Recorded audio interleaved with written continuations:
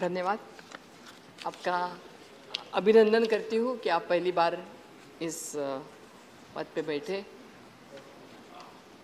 एक बहुत ही महत्वपूर्ण सवाल पे जिस पे डॉक्टर प्रोफेसर मनोज झा जी ने उपस्थित किया है, उसके लिए बोलने के लिए मैं यहाँ पे खड़ी हूँ। और हमारे साथी सिन्हा जी ने नहीं कहते हुए पूरी की पूरी पॉलिटिकल बात यहाँ पे कह दी।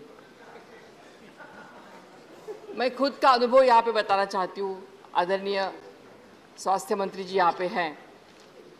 7 दिन पहले जब मैं यहाँ दिल्ली में उपस्थित हुई संसद को अटेंड करने के लिए, मैं इतनी बीमार हो गई कि सुबह 3 बजे मैडम मेरी तबीयत अचानक से, हम अकेले यहाँ आते अकेले रहते फ्लैट में, तो अचानक बिगड़ गई। और सुबह 3 बजे, आप भी वहाँ ब्रह्मपुत्रा में रहती है, 7 वाले बिल्डिंग में मैं रहती हूँ, स्वर्ण जयंती डिलक्स में।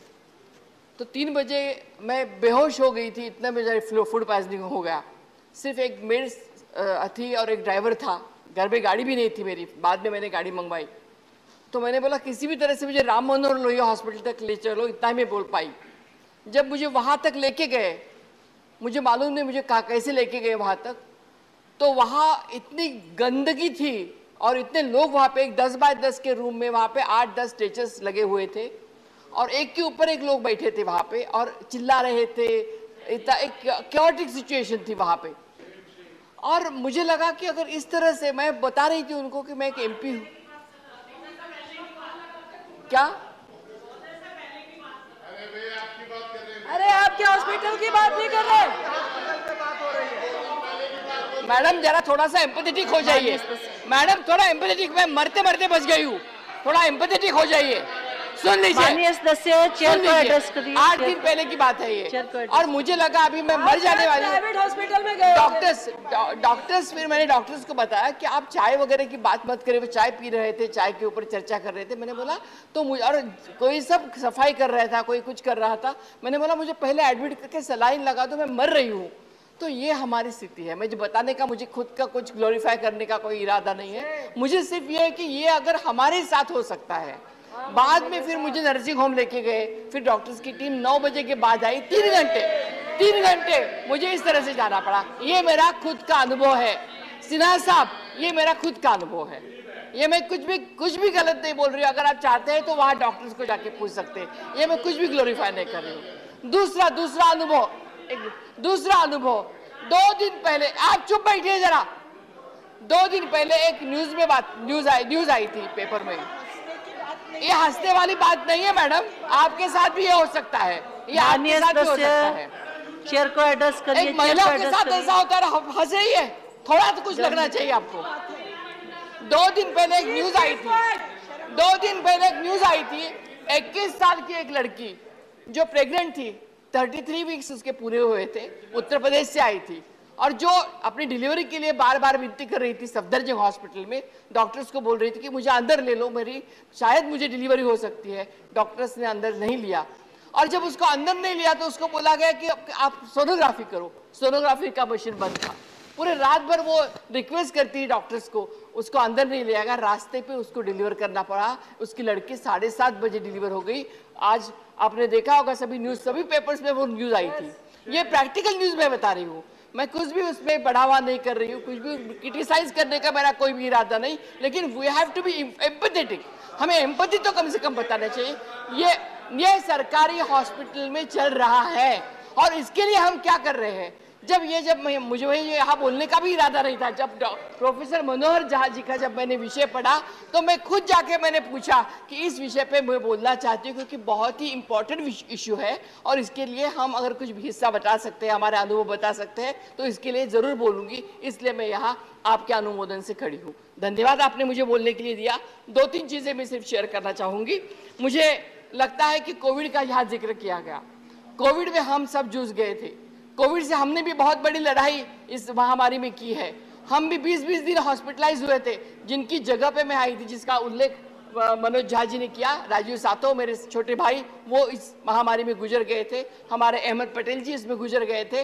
और इस महामारी में जब पूछा गया गवर्नमेंट को, उन्होंने हमेशा ये आंकड़े गलत दिए गए।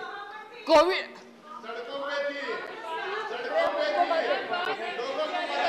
और माननीय सदस्य प्लीज प्लीज उनको बोलने दीजिए प्लीज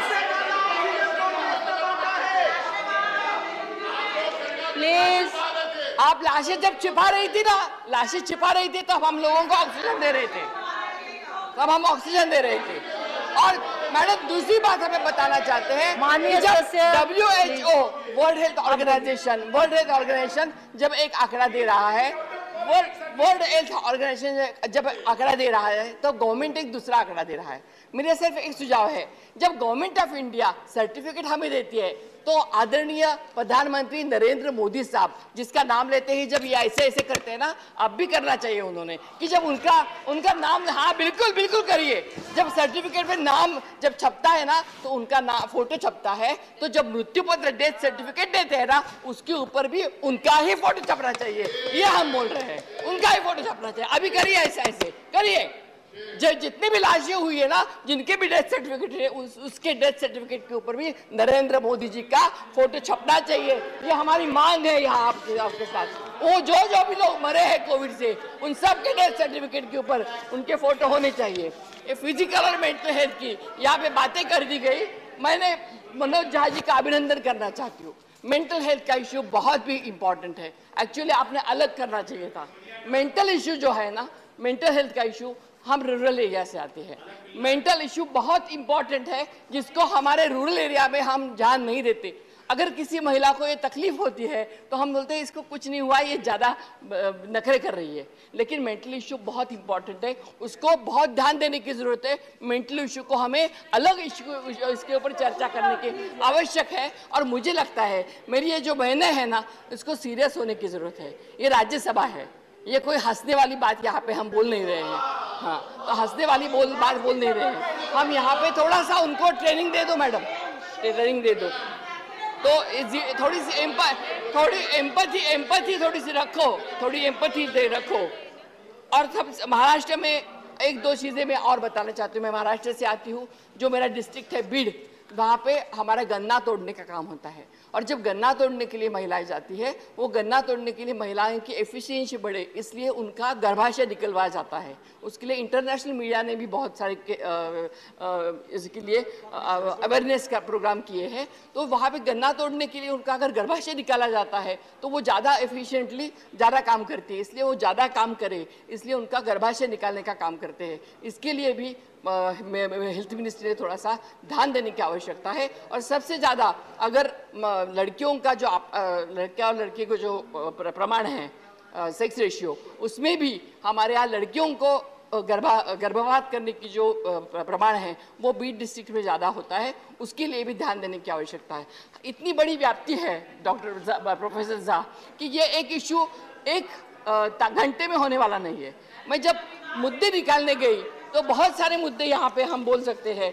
और मुझे लगता है कि जब हम यहाँ बोलते हैं कि पीएम केयर फंड है, गंगा की लाशें है, बहुत सारे इश्यूज है जो यहाँ हम बोल सकते हैं, लेकिन जब अभी सिन्हा जी ने बोला, मैं एक ही बात बताना चाहती हूँ कि सबसे ज़्यादा हॉस्पिटल्स, सबसे ज़्यादा मेडिकल कॉलेजेस, क्योंकि नेहरू जी ने जब यह कार्य संभाला ना, नेहरू जी जब प्रधानमंत्री हुए ना प्रथम, प्लीज उनको बोलने दीजिए, प्लीज बोलिए माननीय सदस्य, प्लीज माननीय सदस्य प्लीज। देश में अगर किस चीज की आवश्यकता है तो इस देश में हमें IIT चाहिए, IIM चाहिए, हॉस्पिटल्स चाहिए। इस देश में मंदिर से भी ज्यादा अगर चाहिए तो इस देश को खड़ा करने के लिए 70 साल में क्या किया गूंजता रहता है। 70 साल में ये किया हमने, और इसीलिए आप लोग सब खड़े हो, यही बता के मैं अपनी बात को समाप्त करूंगी। धन्यवाद।